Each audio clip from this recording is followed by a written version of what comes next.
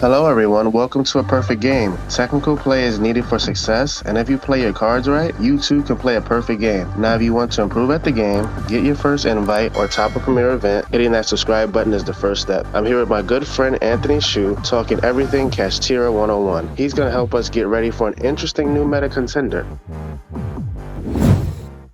So how you doing today, and what should we know? Hey, I'm Anthony. I'm doing pretty well today, and let's just talk about Kashtiras. In the next set, which is Photon Hypernova, Kashtira will get a lot of interesting cards. For example, similar to the Primeval Planet Perlarino that Tearlaments have, Kashtira is getting Prime Planet Perizos, which is also a searcher for any Kashtira card, as well as if their rank 7 monster activates an effect, you get to destroy a card, similar to how when Tearlaments are returned to the deck, it gets to destroy a card. And then they get a interesting new extender called Kashtira Papias. That card is basically an e-telly from the deck, which is what Kashtira originally needed, because from just the first wave of support, if you open just Unicorn can only search Birth, which can't get you any extension. While if you open with just Kashtira Fenrir, you can go ahead and search Unicorn, but you won't be able to summon out the Unicorn. But with the Papayas, your basic combo with one Unicorn will be Unicorn search Papayas, Papayas summon Fenrir add the new Rise Heart, go into the rank 7 Shangri-La, summon out the Rise Heart effect, banish Big Bang, turn into level 7, chainlink 1 Big Bang to summon out the Fenrir from underneath the rank 7 XYZ, chainlink 2 to lock one of their zones, and then afterwards, with the Rise Heart and the level 7 Fenrir you just summoned, you make Mind Hacker rip a card from their extra deck, and then lock another zone, and then once Mind Hacker rips a card, Mind Hacker then activates effect to banish from their deck, which then locks another zone. So with just those three, you have locked 3 of your opponent's zones and ripped 1 card out of their extra deck and 5 to 6 cards out of their main deck, which is a pretty considerable way to destroy their deck. Afterwards, if you have any level 7 extender, like Birth, or any way to get another body onto the field, you can then overlay the new rank 7 boss monster, Kashtira or Rise Heart, directly on top of it, which is a really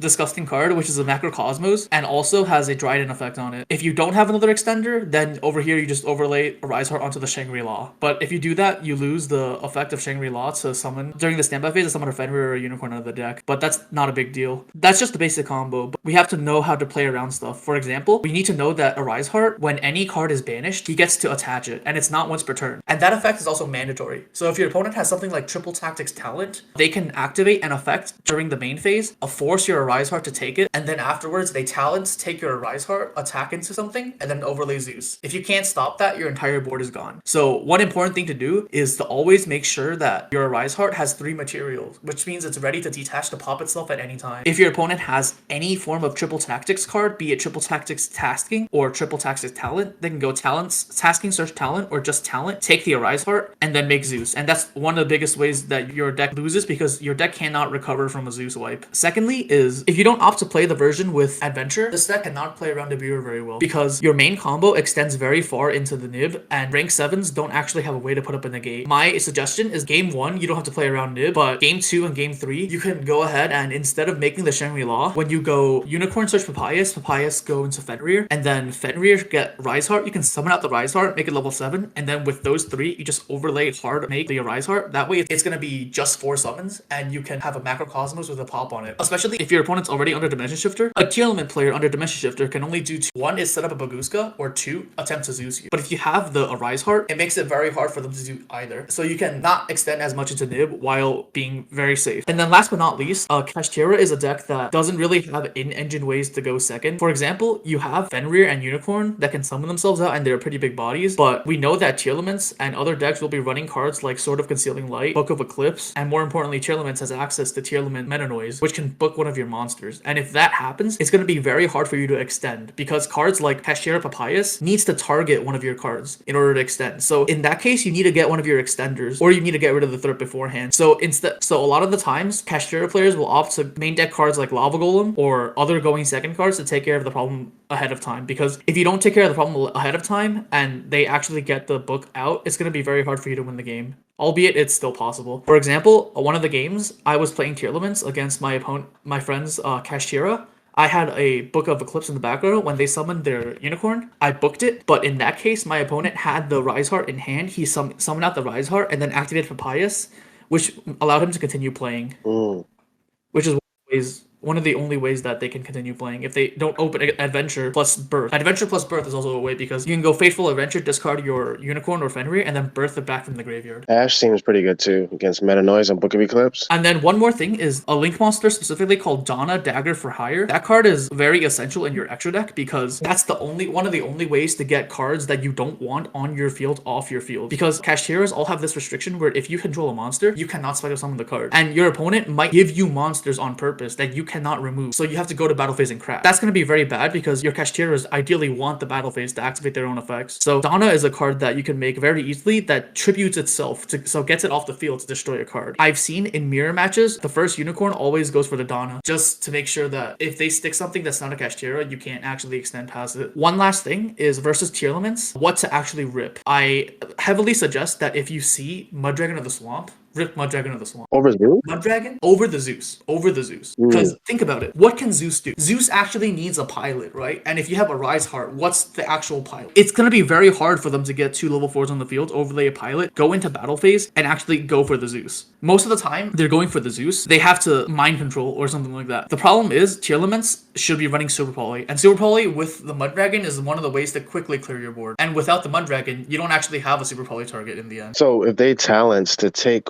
can they take like a Shangri-La and then overlay that as well or no? Oh, it actually can't attack over the Rise Heart, right? Shangri-La has 100 attack. Okay. Shangri-La has very, very low attack. So if they actually do that, you're pretty fine with it. Of course, the card, they can detach one to prevent it from being destroyed by battle, but the problem is, if you did your combo correctly, you should have already detached one material off the Shangri-La with Big Bang. So he should only have one material. So if he goes Shangri-La into attack position, he has to detach one to protect himself, and then now he has no materials on the Shangri-La, he can't overlay Zeus. Well, he can, but it doesn't do anything. So the only target that they have is the Rise Heart, but you can just Rise Heart pop itself if they were to activate something like a Change of Heart or a Tasking, right? Yes, that's what I was saying. You can go a Rise Heart pop itself. Got it. But the problem is, if you just do your regular combo, a Rise Heart does not have 3 materials. Because a Rise Heart's special summoning condition, which allows it to be summoned by overlaying on top of any Kashtira, only gives it that 1 material. It has the other effect where you can suck materials every time something gets banished, and he himself is a Macrocosmos. So after you make a Rise Heart, you can do a few more actions to make sure that it has the 3 materials it needs. That's actually really clean. Only thing would be is we talked a lot about tiers, is just tips for the mirror match. Is there anything specific, like trying to lock each other out of playing, maybe with an Ibli or maybe with your own Book of Eclipse? Is there any tips kind of going against the mirror? The mirror match, it's a very unique matchup, I'll say that much, because in game 1, of course, both of you will be running tier hate, and it's basically just whoever establishes the board first wins. Kashtira is unlikely to be on hand traps that stop the opponent's turn in the main board. So if you just win the dice roll and you have combo, which is like Unicorn or Fenrir plus Extender or like Adventure plus any Kashtira, that basically just wins the game on its own because Kashtira doesn't have a way to out the board, because what happens is that once you get 3 zones locked and the Arise Heart's on the field, what happens is you'll activate an effect and then they'll go Fenrir or Unicorn to banish, and then they'll lock the last 2 zones on your field and you won't be able to do anything. But if you main deck Lava Golem and you have Pot of Prosperity against that deck is very dangerous in the mirror match, because what happens is once you Prosperity banish 6, they go Mind Hacker and they destroy your deck. You would have to Prosperity into Lava Golem and also have a deck left, because once the Mind Hacker activates the second time, you're losing like half your deck. Yeah, you're low on extra deck resources at that point. And you're also low on main deck resources because you get 6 cards banished face down turn 1, you banish 6 more, so Mind Hacker just rips 12 cards out of your main deck. Yikes. Mind Hacker's crazy. I see why it was a prize card. Yeah, so the mirror match, I recommend that once you see yourself lose the game 1, you side in cards like Book of Eclipse, Lava Golem if you run it, Sphere Mode if you run it, and those cards will be very effective in helping you take care of the mirror match. Because if you have, let's say, your Sphere Mode, you can go ahead and target the Arise Heart, the Fenrir, and the Unicorn, and they effectively have no interruptions after that. Definitely. That's pretty good. And I was thinking about the Donda too, like it's a good card, so that makes sense. Donda's a very good card. It's one of the cards that like if they tried like Ibli or something? Yep. That's like one of the ways you can get rid of it, because even if they Ibli you and you make another Link 2, you still have that Link 2 on the field. You still can't summon any Kashtira monsters. You need to specifically get rid of your own Link 2. And Dawn is one of the ways to do it without taking the battle phase.